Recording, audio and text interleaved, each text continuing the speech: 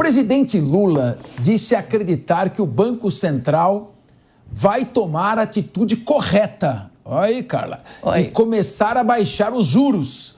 Eu prefiro concordar com Gabriel Galípolo do que com Lula. O petista ainda disse que mesmo com a alta da Selic, a economia está crescendo. Vamos ouvir. Então, o que nós estamos conscientes é de que a inflação está controlada, começou a cair o preço dos alimentos, e eu acho que logo, logo, o Banco Central vai tomar a atitude correta de começar a baixar os juros. Os juros estão muito altos. Agora é engraçado, porque mesmo o juro tanto alto, a economia continua a crescer. É porque tem uma coisa muito importante, é que tem muito crédito para o movimento, para os pequenos agricultores, para os microempreendedores, para os médios empreendedores. Há muito crédito nesse país e nós queremos mais crédito para fazer com que a economia cresça mais. Pois é. Querido Felipe Monteiro, já que é inevitável que o governo continue gastando e tenha déficit, não é melhor ter déficit para investir do que déficit para torrar em bens de consumo? Quero ouvir você. Fala o que você quiser, solta o coração. Inclusive, briga comigo, não tem problema. Capiche, claro que é muito melhor ter déficit para você ter crescimento econômico, né? Ter déficit para você investir em projetos estruturantes de país. Projeto que volta para o Brasil daqui a 1, 5, 10, 15, 30 anos, né? Do que fazer déficit para pagar despesa corrente, né? Isso é óbvio, isso é lógico, né? Por isso que eu defendo, sim, que o Brasil invista bem, com estratégia e com foco para buscar o crescimento econômico. Agora, o ponto que eu fico muito incomodado, né, esse argumento que você usa toda hora, dizendo que, como o governo fez o papel de casa dele, né, e não reduziu custo e despesa, faz sentido o Banco Central aumentar a taxa de juros. Como fizesse sentido o Banco Central gastar R$1 trilhão por ano, né, com os juros da dívida do Brasil, faz sentido aumentar para pagar mais taxa de mais juros da dívida, rolar mais a dívida do Brasil do que o Brasil cortar gasto e despesa. Então, ou seja, é um pensamento completamente errado, equivocado, que não tem nenhum sentido quando você analisa a situação concreta. E o Galípolo tem que começar, sim, a reduzir a taxa de juros. Sim, não tem nenhum sentido. Um dos pontos que eu critico da independência do Banco Central no Brasil é que o mandato do banqueiro do Banco Central é somente para controlar a inflação. Não é dual, como é nos Estados Unidos, que o presidente tem que tanto controlar a inflação quanto buscar o crescimento econômico. Então é muito fácil. É muito fácil. Você está na cadeira, eu vou buscar ficar na meta e na baliza da inflação. E esquece o desenvolvimento econômico, esquece pleno emprego. Então, é um absurdo. Então, se a gente tem que dar independência do Banco Central, que dê independência do Banco Central correta, né? Coloca o mandato dual na mão do Galípolo. Galípolo, a partir de agora você tem que também buscar crescimento econômico. Aí eu quero ver se ele vai usar essa taxa de juros estratosférica para controlar a inflação. Duvido.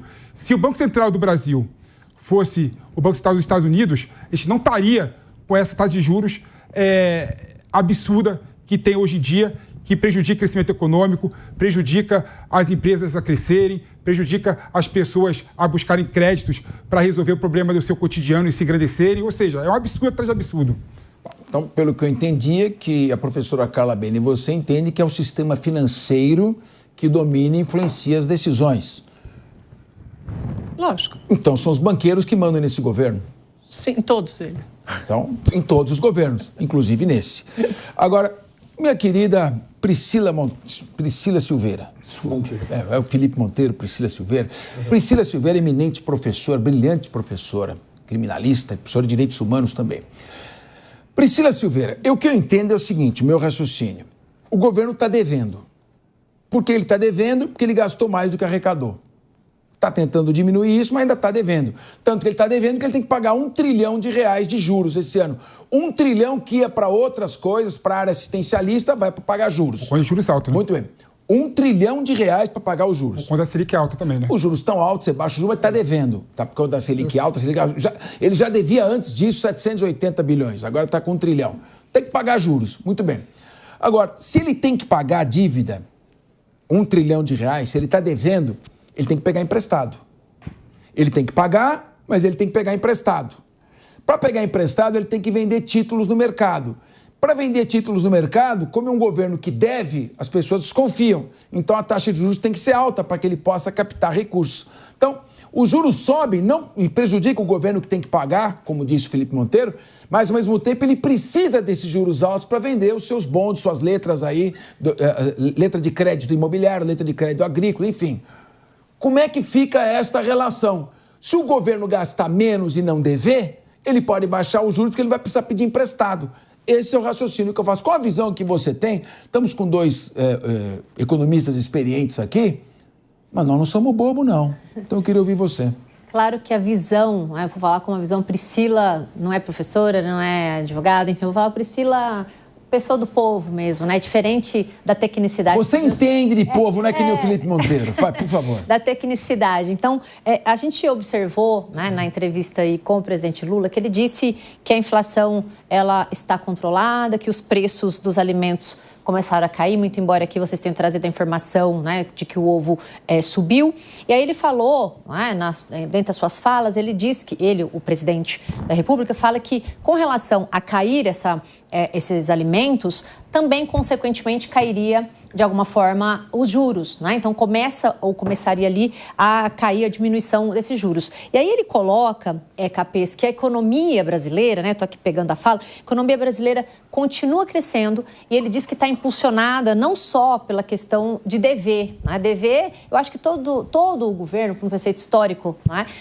Faz dívidas. Agora, ele cita que está impulsionado pelo aumento de crédito. Então, na gestão atual, esse impulsionamento do crédito faz com que, de fato, como eu até tinha dito há pouco, faz com que a economia volte, né, a crescer, digamos assim, só que para estimular esse crescimento econômico. Só que o que me chama a atenção, Capês, daí trazendo aqui um pouco do que você diz, ele fala que o crescimento econômico não pode ser baseado na falta de comida para o povo, né? Então a gente não pode, ele cita isso, o presidente fala que a pessoa tem que comer, tem que dar crédito para poder trazer esse ciclo da economia. Só que o que me chama a atenção, muito embora o presidente esteja otimista, o Comitê de Política Monetária está meio ainda, como disse, né, aqui a nossa querida Carla, olha, quem manda são os bancos. E o Copom falou, olha, vamos deixar em aberto. Eu não sei se realmente, porque ele disse que espera que o Banco Central atenda, né, a questão da taxa de juros. Mas não foi o que a gente percebe. A gente percebe aqui que eles estão receiosos, falam, vamos aguardar aqui, dia 17 e 18 de junho, e a gente decide se de fato nós vamos atuar nisso ou vai precisar de uma outra coisa, uma maior reprimenda para poder conter essa taxa de juros. Então, de um lado, a gente vê um presidente otimista, dando poder de crédito para a economia realmente, né, evoluir, trazer um preceito cíclico, mas de outro lado, o mercado, como bem aqui colocou a professora Carla Beni, aguardando, não sendo assim como o Haddad foi, apressado, digamos assim, né? Para poder ver como que o mercado vai reagir a essa esperança ou esse otimismo do nosso presidente, Capês. Ô Rodolfo, pedir licença, só aproveitar que a Carla Beni está aqui, ele é economista. Traduz para mim esse economês aqui que eu vou ler, por favor. Sim, senhor. Em 12 meses, o crédito ampliado cresceu 13,5%. O que é crescimento de crédito ampliado? Com avanços de 13,9% nos títulos públicos de dívida e de 10,9% nos empréstimos do Sistema Financeiro Nacional. O crédito ampliado ao governo alcançou um saldo de 8 trilhões de reais em abril, 66% do PIB. O que é esse crédito ampliado que aumentou e o que significa esse crédito que tem um saldo de 8 trilhões de reais? Isso é bom ou isso é mau?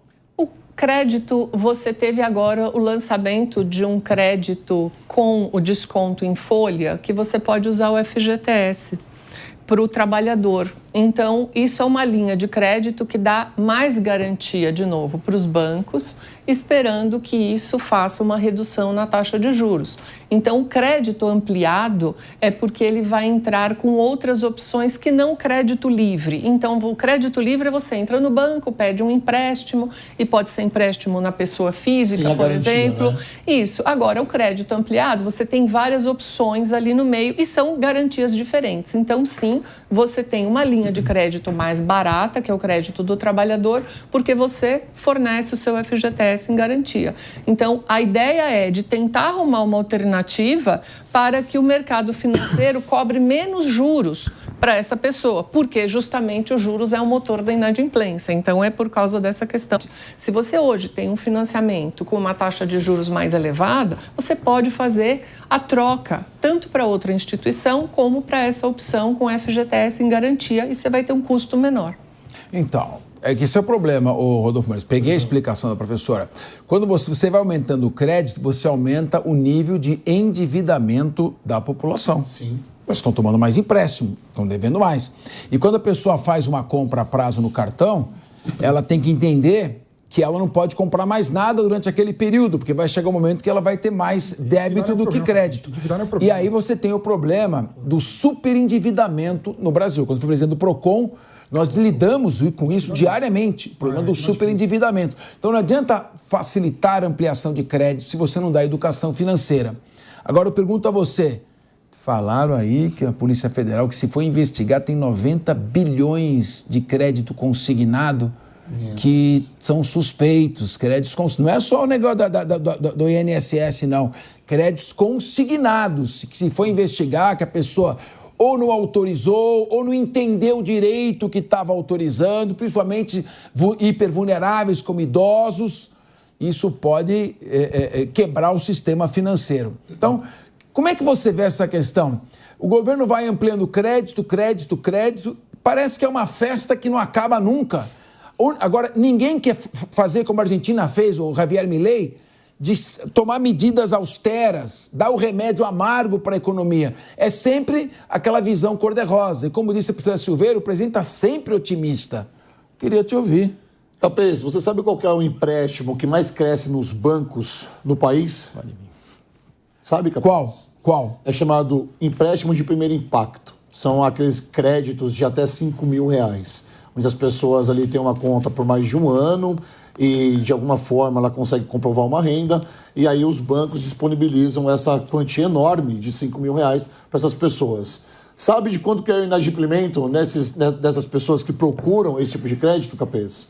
Mais de 90% dessas pessoas ficam endividadas. São pessoas que pegam esse dinheiro e dificilmente fazem algo útil com esse dinheiro. Na verdade, elas pegam esse dinheiro, elas vão para a praia, elas fazem churrasco, elas fazem outras coisas. É o tipo de comportamento do brasileiro que se serve desse tipo de crédito. Porque o brasileiro que tem consciência não cai nessas falácias do governo hoje de querer colocar crédito atrás de crédito para endividar as pessoas. Esse é o primeiro ponto. O segundo ponto que eu quero trazer aqui para vocês é o aumento da inadimplência. Eu já falei sobre isso, mas trazer uns números reais em questão, já que o presidente tocou no assunto hoje, falando que o IBGE mostrou na última pesquisa um aumento de 4% nas carteiras assinadas, nos trabalhadores com carteira assinada. E o presidente ele foi muito bem quando ele disse que o aumento do desemprego em alguns pontos tem a ver com a falta de mão de obra especializada. Ou seja, ele concordou que falta no país as pessoas se aprimorarem naquilo que elas querem trabalhar, com aquilo que elas querem trabalhar. Por isso, ainda o emprego não caiu, o desemprego não caiu de forma significativa.